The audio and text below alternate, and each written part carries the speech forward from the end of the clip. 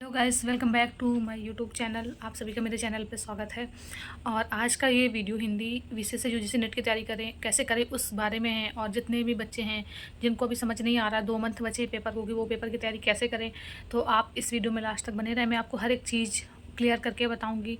तो आप इस सिंपल प्रैक्टिकल स्ट्रेटजी बताऊंगी जिससे आप अपनी तैयारी को एकदम सही डायरेक्शन, सही दिशा में तैयारी कर सकते हैं, सही डायरेक्शन दे सकते हैं। आप यूजीसी नेट हिंदी की तैयारी कर रहे हैं और अगर आपको समझ नहीं आ रहा है कि कहाँ से पढ़ें, कैसे पढ़ें, कहाँ से शुरुआत करें, तो ये वीडियो आप सभी के लिए है। और इस वीडियो में लास्ट तक बने रहें। मैं आपको सारी चीज़ें बताऊंगी कि कहाँ से पढ़ना है, कैसे पढ़ना है, कैसे हम अपनी तैयारी बिल्कुल जीरो से शुरू कर सकते हैं जिससे हमारा नेट ज़्यादा फर्स्ट अटेम्प्ट में क्लियर हो जाए। अभी 2 मंथ हैं जिससे हम बहुत अच्छे से तैयारी कर सकते हैं। जो कि मैसेजेज आ रहे थे कि जो मास्टर्स अभी फर्स्ट सेमेस्टर में है वो कैसे तैयारी करें, तो आपके पास अभी समय है। अगर आप फर्स्ट सेमेस्टर में एग्ज़ाम देना चाहते हैं तो बहुत अच्छा है।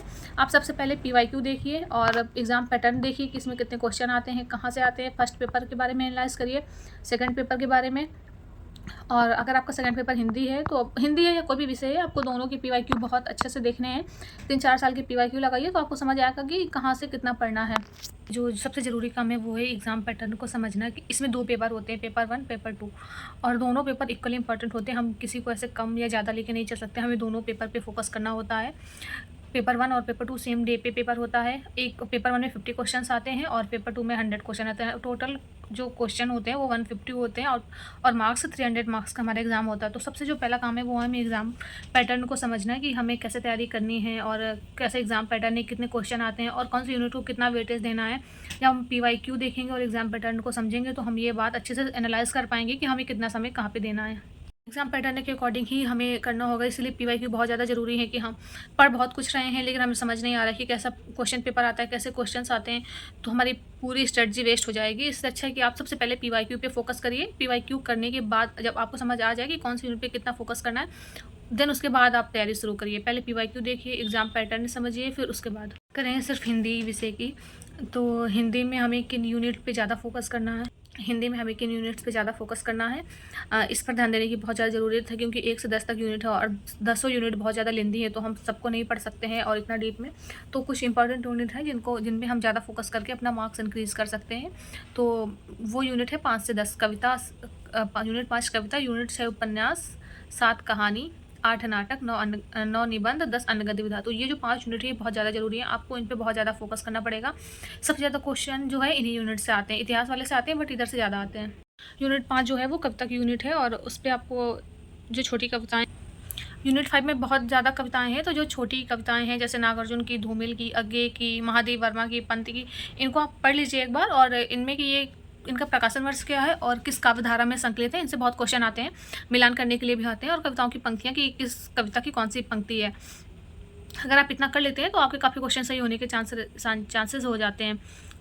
और कविताओं में कि किस कविता में क्या विषय बताया गया है, उसका मूल भाव क्या है, उससे क्वेश्चन आते हैं। तो आप कविता में इतना कर लीजिए। और कहानी में जो है, कहानी तो आपको सारी पढ़ लेनी चाहिए। छोटी छोटी कहानियाँ हैं, 1 ही 2 कहानियाँ बड़ी लगी हैं, तो कहानी तो आप पूरी अच्छे से पढ़ लीजिए। उपन्यास जो ज़रूरी हैं जैसे गोदान, राग दरबारी, तमस, मैलांचल, इनको एक बार पढ़ लीजिए। अगर नहीं हो तो आप शॉर्ट नोट्स कर सकते हैं। नहीं, Hindi with Riza YouTube channel है, मैम से आप हेल्प ले सकते हैं। उन्होंने काफ़ी अच्छे से नाटक की, उपन्यास की, निबंध की भूमिका कराई हुई है, तो आप वहाँ से एक बार कवर कर लीजिए तो आपको काफ़ी मदद मिलेगी। उन्होंने बहुत जो इंपॉर्टेंट कविताएं हैं, कहानियां हैं, उपन्यास, नाटक, इन सभी के क्वेश्चंस कराए हुए हैं, तो आप एक बार वहाँ से भी देख सकते हैं, तो आपको काफ़ी मदद मिलेगी। और उसके बाद जो है वो दृष्टि की बुक्स आप देना है। तो सबसे ज़्यादा मेरे हिसाब से जो ज़रूरी है वो यूनिट 5 से 10 है, आपको उन पर ही पूरी फोकस्ड रहना है। फिर बाद के समय में आप यूनिट 1 to 5 कर सकते हैं, क्योंकि इतिहास हमने शुरू से पढ़ रखा होता है, हिंदी साहित्य का इतिहास, और कहीं ना कहीं तो ये सब चीज़ें हमें थोड़ी बहुत आती होती है। लेकिन जो यूनिट 5 से 10 है उसमें सभी रचनाएं लगी हुई हैं और उनको डीप में पढ़ना बहुत ज़्यादा ज़रूरी होता है, क्योंकि उनसे बहुत अंदर से क्वेश्चन आ रहे हैं जितना एग्जाम पैटर्न चेंज होता जा रहा है।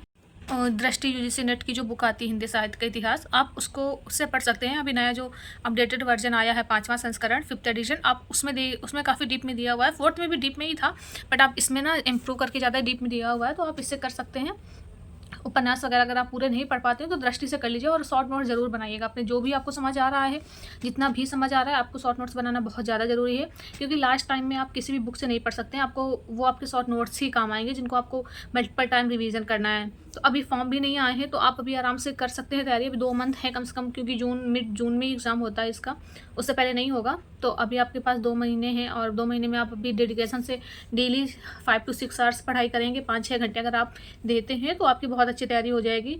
और जिनको अभी नहीं देना, दिसंबर में देना है, दिसंबर का तो दिसंबर के लिए अभी आपके पास बहुत समय है। आपके पास मूल टेक्स्ट है, अगर उपन्यास, कहानियाँ, निबंध, तो आप इनको पढ़ लीजिए, क्योंकि कहीं न कहीं ये आगे भी काम आते हैं किसी न किसी एग्ज़ाम में। तो आप अभी तो आराम से आप पढ़ लीजिए।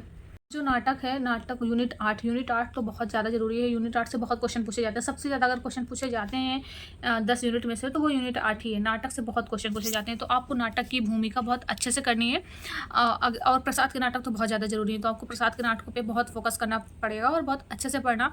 अगर आपके पास समय है तो प्रसाद के और भारतेंदु के नाटक बहुत अच्छे से देख लीजिए, क्योंकि कम से कम 3 से 4 क्वेश्चन तो आते ही हैं इन प्रसाद के नाटकों से और भारतेंदु के नाटकों से। तो आप इनसे फिक्स है, तो आप इनमें कमांड अच्छी कर लीजिए। बाकी के जो नाटक हैं उनकी भूमिकाएँ और पात्र प्रकाशन वर्ष देख लीजिएगा, इतना इनफ रहेगा। बच्चों को यूनिट 10 अन्य गद्य विधा के बारे में समझ नहीं आ रहा था कि उनको कहाँ से पढ़ना चाहिए और कैसे पढ़ना चाहिए, तो आप अगर आपके पास हैं अन्य गद्य विधा की जो मूल पुस्तकें हैं, जैसे माटी की मूर्तें, मुर्दैया, या संस्कृत 4 अध्याय, आप उधरी, ये बहुत बड़ी हैं संस्कृत के 4 अध्याय और आप उधरी, तो आप इनको इतना तो नहीं पढ़ सकते हैं। बट जैसे कि माटी की मूर्तें हो गई, मुर्दैया हो गई, या जो भी छोटी-छोटी हैं, आप इनको एक बार पढ़ने की कोशिश कीजिए। अगर नहीं हो पाता है तो आप यूट्यूब से देख के, या यूट्यूब से देख के दृष्टि से भी जो आपको समझ आता है उससे भी शॉर्ट नोट्स बनाइए, क्योंकि अन्य गद्य विधा से बहुत क्वेश्चन पूछे जाते हैं। तो आप उसको शॉर्ट नोट्स बनाइए, बिना शॉर्ट नोट्स और जो भूमिका दी हुई है किसी भी पुस्तक में, जो भूमिका दी हुई है, भूमिका का बहुत महत्वपूर्ण योगदान रहता है, क्योंकि भूमिका से ही बहुत सारे क्वेश्चन पूछे जाते हैं। जैसे कि वो कितने भाग में डिवाइड है और अंदर के भाग में क्या-क्या नाम है, उनको सीक्वेंस में लगाना। और भूमिका से कुछ कथन तो भूमिका से आते हैं, उपन्यास, नाटक, अन्य गद्य विधा में, तो आपको भूमिका बहुत अच्छे से देख लेनी है। अगर आप अंदर का नहीं पढ़ पाते मूल टेक्स्ट, तो आप भूमिका कर लीजिए। और जैसे ठकुरी बाबा, ये सब छोटी-छोटी हैं, तो आप इनको पढ़ लीजिए। जो बड़ी हैं उनको आप स्किप कर दीजिए। लेकिन जैसे संस्कृत के 4 अध्याय में जो वो डिवाइड हैं 3-4 अध्याय में स्टार्टिंग में वो, और उनके अंदर के जो खंड हैं, उपभाग हैं, आप उनको अच्छे से कर लीजिए, क्योंकि वहाँ से क्वेश्चन फँस जाते हैं। बहुत डीप में जाके 1 ही 2 क्वेश्चन होते हैं। बाकी प्रकाशन वर्ष, पात्र और जो ये क्रम है, विभाजित हैं जितने भी क्रम में, जितने भी भागों में, उनसे पूछे जाते हैं। तो आप अगर इतना कर लेते हैं तो बहुत इनफ रहता है आपके लिए अन्य गद्य विधा में।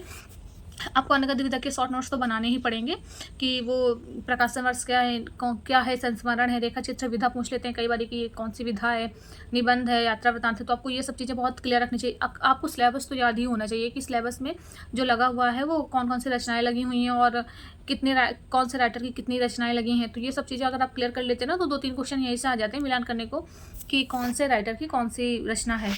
और इसमें हम पेपर 2 तो इम्पॉर्टेंट है ही, पेपर 1 पे भी ध्यान देना बहुत ज़रूरी है, क्योंकि बिना पेपर 1 के नेट ज़्यादा क्लियर करना इम्पॉसिबल है, क्योंकि पेपर 1 बहुत ज़्यादा वेटेज रखता है इसमें, और 50 क्वेश्चंस होते हैं, और वो भी 10 यूनिट होती हैं पेपर 1 में भी। तो आपको इक्वली पेपर 1 को भी टाइम देना पड़ेगा। अगर आप डेली 6 से 7 घंटे पढ़ रहे हैं, तो आपको 3 घंटे तो कम से कम पेपर 1 के लिए देना ही पड़ेगा। पेपर 1 के लिए सबसे ज़्यादा ज़रूरी है PYQ लगाइए पेपर 1 में। आप यूट्यूब से चैनल देख लीजिए, कोई भी जिससे आपको समझ आता हो पढ़ने का, आप वहाँ से पढ़ सकते हैं। नहीं तो आप सिर्फ PYQ लगाइए, 1 बार 2 बार, जितने बार भी आप लगा सकते हैं। 8-10 साल की PYQ लगाइए, उससे बहुत हेल्प मिलती है पेपर 1 में।